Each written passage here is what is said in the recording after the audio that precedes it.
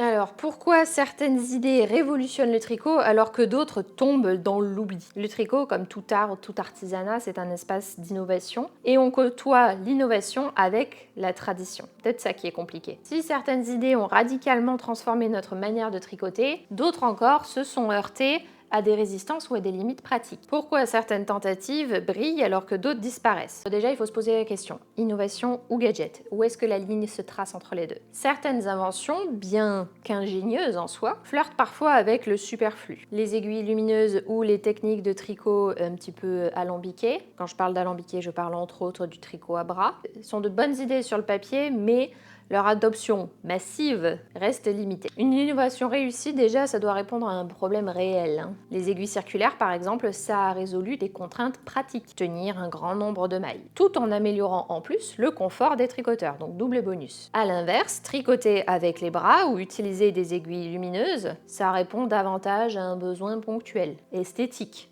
Et forcément, la popularité va être beaucoup plus limitée. Une bonne innovation, ça se doit d'être accessible aussi. L'un des problèmes pratico-pratiques du tricot à bras, c'est qu'il faut beaucoup de laine, parce que les pelotes des tricots à bras, ce sont des pelotes qui sont très lourdes. Donc en termes de quantité de métrage, il va falloir beaucoup de pelotes qui sont très lourdes. Une seule, en général, ça suffit pas, c'est très rare. Et en plus, c'est très cher. Donc forcément, ça les rend un tout petit peu moins séduisantes. Si certaines innovations tombent complètement dans l'oubli, c'est parfois parce qu'elles limitent la dimension créative et personnelle du tricot.